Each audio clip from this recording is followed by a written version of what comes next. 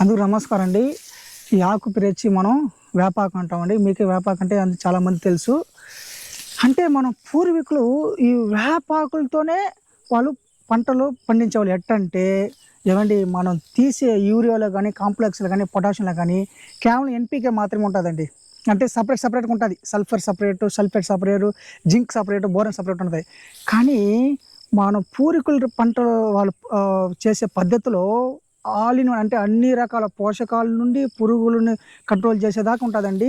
ముందుగా మనం చూసుకున్న ఈ వేపాకులో వచ్చి మనకి కాల్షియం న్యూట్రిషన్ అది ఎక్కువ ఉంటదండి. కాల్షియం అంటే మనకి ఎక్కడైనా పూతలు రాలకుండా కాయలు బాగా రావడానికి కాల్షియం న్యూట్రిషన్ ఎక్కువ ఉంటది. ముందు ఈ ఆకుల గురించి మనం చెప్పుకుంటామండి. మొదటిగా దీంట్లో నుంచి కాల్షియం అనేది 2% ఖచ్చితంగా ఉంటదండి. మనం ఎక్కువగా దీన్ని వాడే రైతులు అనేది కాల్షియం న్యూట్రిషన్ కోసమే. రెండోది వచ్చి దీంట్లో ఫాస్ఫరస్ 0.4% అంటే తక్కువ మోతాదులో ఉంది. పొటాషియం 0.5% ఉంది. నైట్రోజన్ 2% ఉందండి.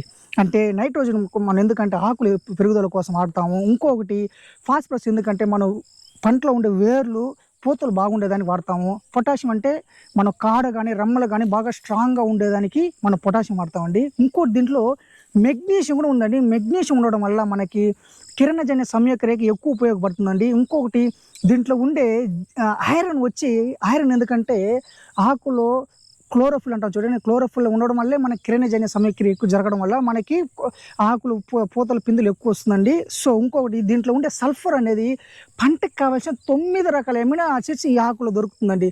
ఇంకా చెప్పాలని చూస్తే జింక్, కాపర్ అని ఎక్కువ పీపీఎం లెవెల్లో ఉందండి. సో ఇంకొకటి ఇది పంట పోషకాలు లభిస్తుంది. రెండోది వచ్చి పురుగుల్ని ఉధృత ఎలా కంట్రోల్ చేస్తా అంటే మన ప్రకృతి వ్యవసాయంలో one of the key success.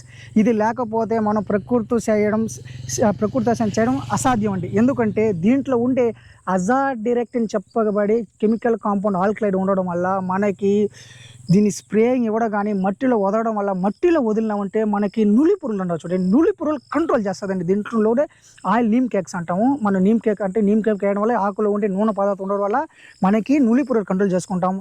ఇంకొకటి ఈ అజాడిరేటెడ్ కెమికల్ అది ఆల్కలైడ్ ఉండడం వల్ల మనం పంట మీద ఏ ఒక శాప్ సకింగ్ ఇన్సెక్ట్స్ కానీ, చీవింగ్ ఇన్సెక్ట్స్ కానీ ఏ పురుగులు గుడ్లు పెట్టదండి. అంటే పూర్వీకులు చేసే పద్ధతులు ఉండడం వల్ల మనకి అంటే పోషకాలు అన్ని 15 రకాల పోషకాలు దొరుకుతుంది. ఇంకొకటి పురుగులను కంట్రోల్ చేస్తుంది.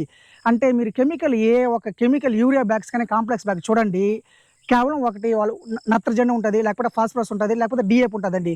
కానీ ఈ విధంగా మన పూర్వీకులు చేసే పద్ధతికి మన అన్ని రకాల పోషకాలు ఉండడం వల్ల ఉంటుందండి. రాబోయే వీడియోలో ఈ యొక్క వేపాకు ద్రావణం ఎలా తయారు చేయాలి మీకు చెప్తానండి. Thank you.